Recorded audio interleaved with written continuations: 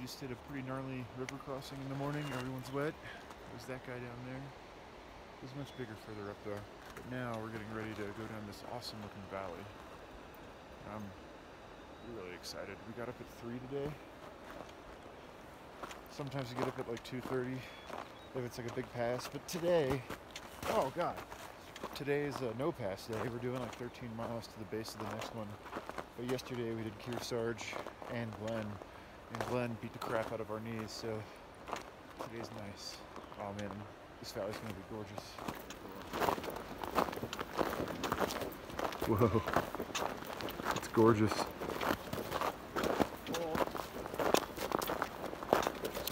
It could even be dry. This is so ridiculous. This is a nice walk. It's almost time to take our spikes off. Nice walk down. I'm sure we'll be going up one of these passes soon, but not today. It's one of those mornings where you can't believe you live here. We just had a pretty gnarly stream crossing. It was so cold. I had to stand in the water like at the deepest part to help a few people cross, and ended up staying there for like the whole conga line, and oh my God, my legs. I was doing like shadow boxing by the creek for a while, just trying to get blood to flow back through my legs and stuff. And they're all joking that I had hypothermia because I was like, guys, my calves are now warmer than the rest of me, which is probably not good. And great. Hey, if your feet are still wet, right? Just walk in. Everyone's behind me now. They all stopped to cheer. Jesus, look at that. I'm not sure if this will... There we go. Man. They all stopped to get all that rocks and detritus that goes into your feet or footwear on a crossing. I just couldn't. I'm too cold. I gotta keep moving. I think in like 1.5 miles or 2 miles, there's some sort of suspension bridge. At least that's what everyone keeps calling it. That seems like a natural place to stop for lunch, even though it's not yet 9 in the morning. It is midway through our daily toil. And if how my face felt yesterday is any indication, I will need to slather up on sunscreen. Because I am a burnt mess. I switched from that obnoxious wide-brimmed hat to just like a cool trucker hat I found in Bishop that was like, you know, some local artist did Sierra designs or whatever. I don't know. It was strangely large, so it actually fit my noggin. So I bought it. But then, you know, I've been so used to the protection that old hat offered that I've got sunburns in all sorts of places I haven't had since like staying 2 hours late at the pool in 3rd grade or something. Oh man. Oh, what a place to hang the hammock. I am getting that back in Mammoth, I think. My tent has a couple of, not necessarily holes, but like wear spots. I can't really explain it. And just a few issues, but after being out here, I think I can make a hammock work, and oh, I want it bad. I'm like a video burst this morning. I haven't filmed anything in a while. This is the first time, I'm sure they're only like a half mile behind me. So this is the first time I've really hiked alone in a while, since, you know, in the Sierra we kind of stick together for safety and all that. It's nice. I'm really digging it. You don't really have the freedom out here that you have like in the desert or in through hikes in general. Like you have to, even in the desert to an extent, because you got to wake up early out there to avoid the heat and everything. Or out here we wake up real early so the snow's frozen and walkable. And then we just have to go to bed really early or just to be miserable. And we're kind of restricted, oh my God, restricted to a 1 pass a day kind of thing. Just because by the time we get, if we could get to a 2nd pass, it's just so slushy and it's dangerous on a lot of these steep ones. But check this out. Hang on. There we go. Bam. Still got that mist in the air. Isn't that gnarly? We got all sorts of stuff up there too. place. Also, this is the first stretch of like trail instead of snow I've seen in days, a week. Look at it. Dirt. This valley. This is one of my favorite stretches, I think, of this whole trail so far. I mean, those are cool. Man! Earlier that fog was so thick. It was awesome. Kind of morning that kind of keeps you in shock that you live out here or have the privilege to live out here for however brief a time. Man, it's so amazing. Surrounded by all these alpine streams. I switched to bleach too instead of my Sawyer for water. So I have like the smallest dropper bottle. One little drop, give it 20 minutes. Don't even have to take my pack off anymore. And you fill water from these streams and it's like the clearest water you've ever seen. Maybe minus a pine needle or two. Probably don't even need the bleach, but you put that one drop in there, give it a shake, throw it in the pack. Love it. We can share the trail, it's okay.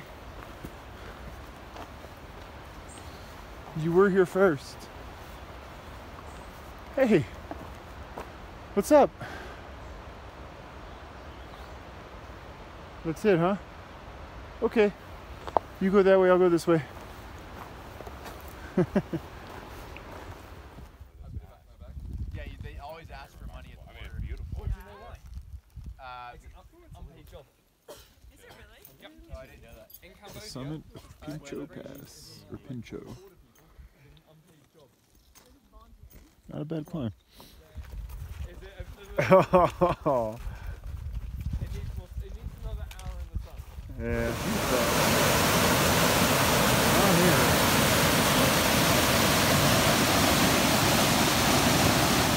So after a pretty good morning, we got in. We woke up like an hour later than usual, so 4 to be on the trail by 5-ish. Went up Pinchot Pass, which I actually learned my first overnight attempt was on the southern loop of the Pinchot Drill in Pennsylvania.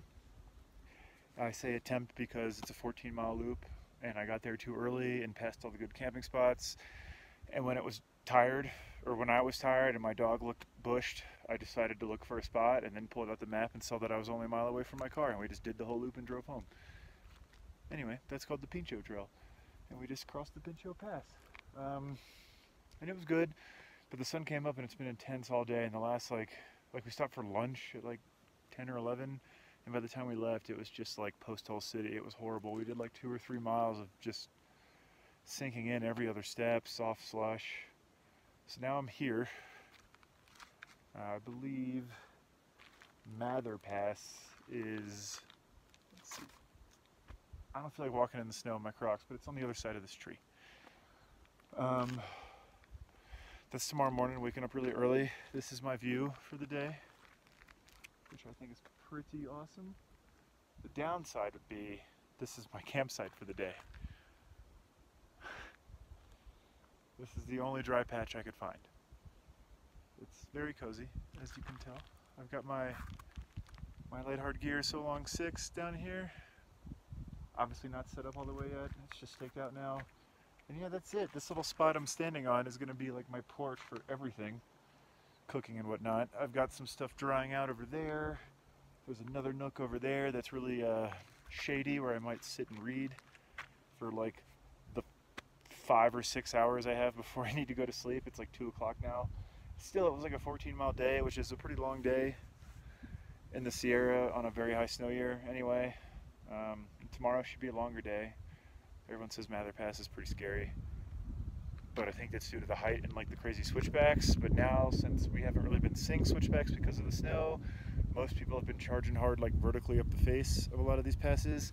And that's home for the night. The So Long 6. Pretty spacious. I do like this tent. It's pretty spacious. Not quite as spacious as I like. Like they say, it's for people like 6'8" or so. I'm 6'3" or 4 on a good day. And like the ceiling is extraordinarily close to my face if I'm in like a good pad. I started with the Sea to Summit Etherlight, which is 4 inches thick and super cush.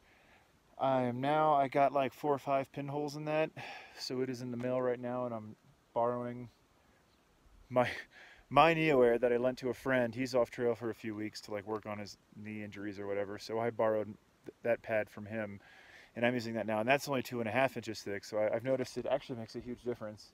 But yeah, 6'3", broad shoulders, big giant mongoloid of a dude, and this tent works, but there have been some issues. I guess I'll go into that later. Some of the seam sealer came off. I've noticed some like little wear holes. It's hard to, I can't call them punctures.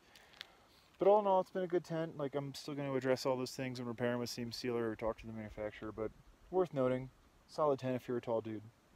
All right, I'm gonna get some. I was just thinking, the nice part about like solo kind of dispersed camping like this is that you don't really have to think about other people, and you can be naked or do whatever you want to do. And I was just like, huh.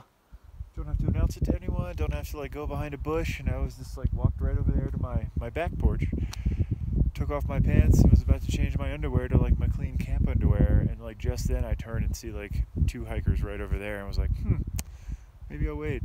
And now I think they're walking right towards me, and I'm standing here talking to you in my underwear. Awesome.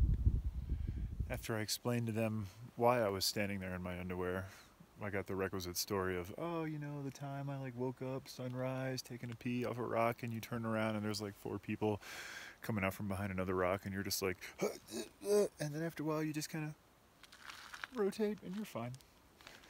No one really cares about that sort of thing out here. But now, much more importantly, it's time to go into the bear can. I've been saving a dehydrated meal.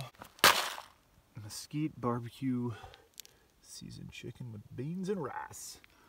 And my little Ziploc filled with honey roasted peanuts and M&M's. Living good. Absolutely beautiful sunrise, but the way down. Good job, Noah. Yeah, nipples. Oh god, that was kind of terrifying at times. So we came down Mather, and now we have this. This is just amazing. And we got to take our spikes off because over here,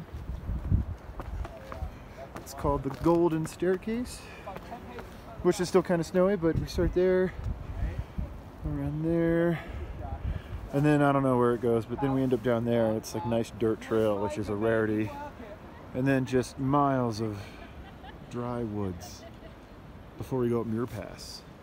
Awesome.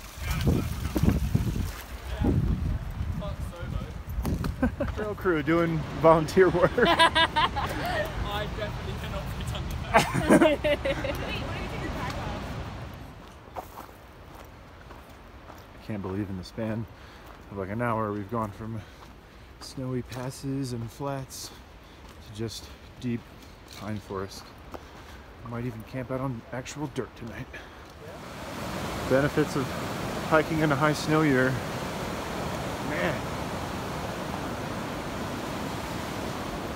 Whoop. Oh, PCT, I love you. Oh, just Sierra things.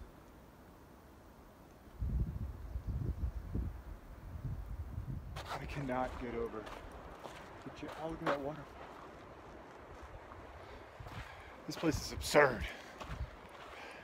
This morning over Mather Pass, you know, all that ice, a good deal hiking, and then we see this big green valley and dirt. It's been a long time since I've hiked more than like 30 yards of dirt, except for that one day going into that other valley. So there's a theme here. The valleys in the Sierra are wonderful. I mean, and look at this. Just ridiculous. Here I'm standing on an avalanche field, coming from somewhere way there. Now that's a snow bridge. When you find a better spot. It's the pros of a freestanding tent in the Sierra. Muir Pass in the books. Nice little snow here. Yeah. People always talk about finding yourself on trail, and that was it right there. Yeah, that was the most. Peekaboo, I'm here. I'm not as strong as I thought I was. Water realizations of that down. I found that it actually likes snow. Yeah. I found out through hiking, not for me.